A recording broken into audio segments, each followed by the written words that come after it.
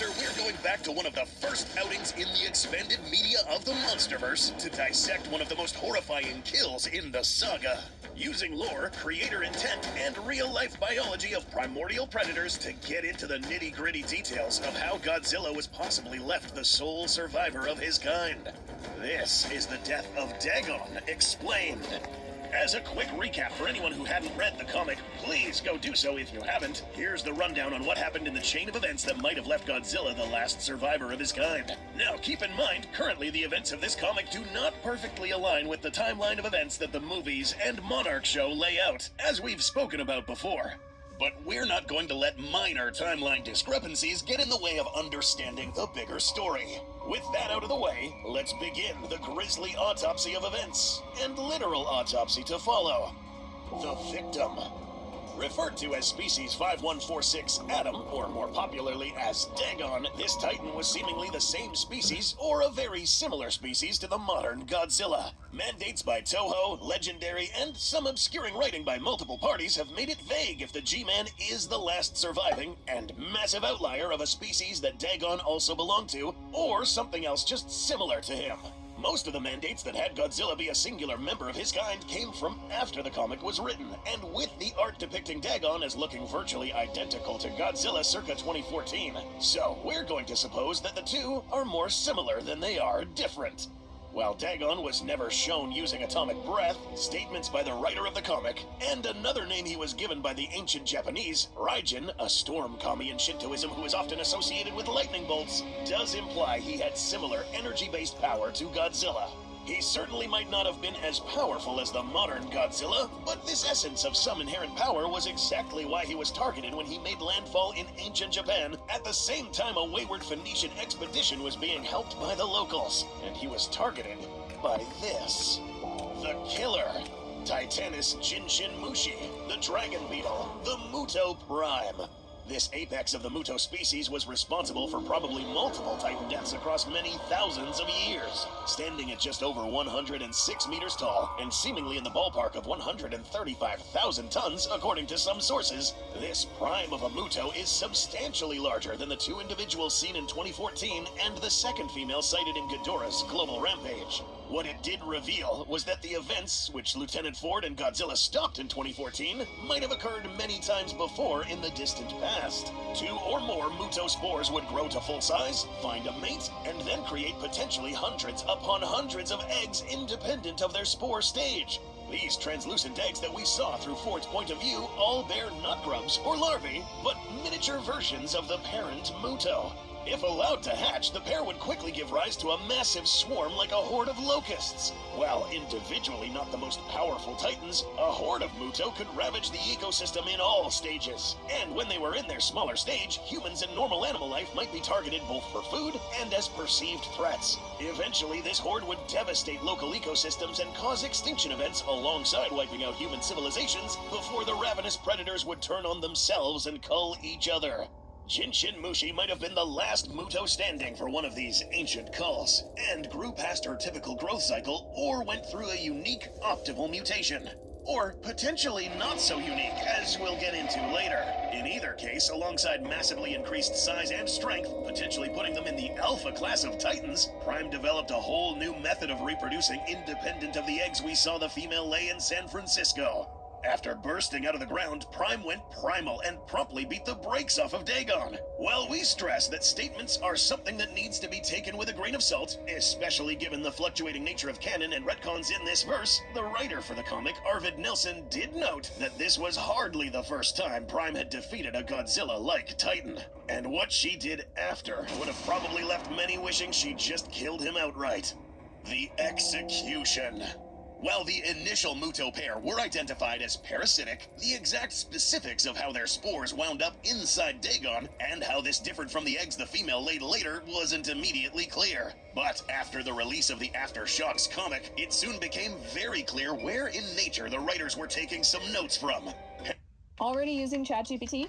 Well, Grammarly makes the next step effortless. Refining your writing with clarity. Parasitoid wasps are not just one group of wasps descended from a common ancestor, but multiple groups. The Hymenoptera order of insects is the same group bees, wasps, and ants all belong to. And genetic and fossil research shows their grisly life cycle of using another animal as a host goes all the way back to the beginning. This means even honeybees are descended from parasitic ancestors, and the modern-day parasitoid wasps are just those that kept up the very tried but true tradition. People have been observing the grisly methods these wasps used to grow for centuries, but it was only in the last 100 years or so they were better understood. The truth was so horrifying that when early modern biologists like Charles Darwin himself reported on it, many of their colleagues initially refused to even believe it and demanded evidence. On closer inspection, they probably regretted that decision. Understanding how these wasps do this will make you realize just how horrible Dagon had it.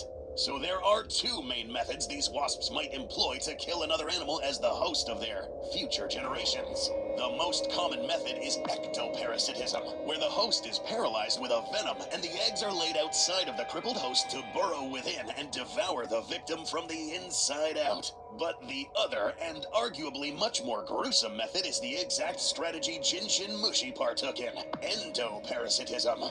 This is where the host is temporarily disabled or restrained, and the eggs are forcibly injected into it. Unique pathogens the parasites carry suppress the host immune system and make it unable to kill off the infection, and even might help reroute resources to the parasite. The hosts themselves are then duped into surviving, gathering resources and trying to replenish themselves, only to just be feeding the parasites inside of it, and then dying after the body fulfilled its purpose. Jinshin Mushi's prolonged dispatching of Dagon, and possibly countless other titans prior to him, followed the same trajectory. The egg-delivering devices called ovipositors were brought forth after Dagon was temporarily disabled. On Jinshin Mushi, these were harpoon-like tendrils usually protected under armored plates across the face. The harpoon-tipped probes were stabbed deep within the host, both to access as much blood as possible, but also make it very difficult for the host to remove them if they became aware of their presence. After confirming the spores were deposited where they needed to be, Prime took her leave, and the host was allowed to wake up, probably none the wiser that their fate was sealed without outside intervention. Dagon seemingly was well enough that the Phoenicians and Japanese observing him were completely clueless to him now living on borrowed time. Now, in the real world, these parasites grow by siphoning nutrients, tissue, and the equivalent to blood from their insect or arachnid hosts. Endoparasitic cases can drain their hosts longer than ectoparasitic species. How exactly the internals of a titan work in the monsterverse, let alone one similar to Godzilla, can only really be a matter of speculation. But we are going to suppose that between the glimpses of blood we've seen when the G-Man took some heavy hits, and then clearly having body parts like a reptile on the outside, he probably has at least some similarities on the inside. In normal vertebrates, like reptiles, nutrients are carried in the bloodstream, and the oxygen to process those nutrients are transported in the hemoglobin of red blood cells. For a titan like Godzilla or Dagon, some forms of radioactive material gives them energy, and this is probably transferred around the bloodstream in much the same way as hemoglobin. The spores would act as siphons, draining away passing energy and tissue from Dagon's bloodstream as it flowed over them. Dagon's body would react to losing this energy by either routing more blood to the affected area and seeking out other radioactive sources to replenish himself. But every time he did, the negative feedback loop just continued. Feeding the spores means they absorb even more energy, which would mean Dagon would have to take on more power, which would just make the spores grow even faster. Godzilla was spared this fate thanks to some timely assistance from some humans briefly confusing Muto Prime by making her think the spores were already implanted. Since the negative feedback loop that eventually killed Dagon was needed to ensure the spores grew the best they could, if she killed the host by continuing the fight, that would only hinder her success. This hesitation gave Godzilla the opportunity he needed to leverage a surprise desperation attack and end the ancient horror. At least, for now, as we might not have seen the end of the prime morph of the Muto species. When King Ghidorah enacted his global rampage, another female Muto, independent of the two from 2014, was seen. Sometimes called a Queen Muto, popularly nicknamed Barb, she has some conspicuous similarities to the Prime with her ridged back and spiky carapace. While canon is what future projects will make of it, Arvid Nelson did state their belief the Queen was the nymph form and what eventually metamorphosed into a new Muto Prime.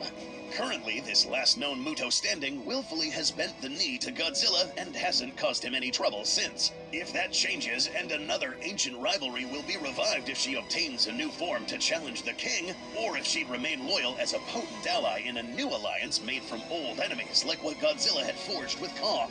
That will be in the hands of future writers for the shows, comics, and movies that make up the Monsterverse. In either case, and canon issues or not, we certainly hope this isn't the last we have seen of any Muto Prime.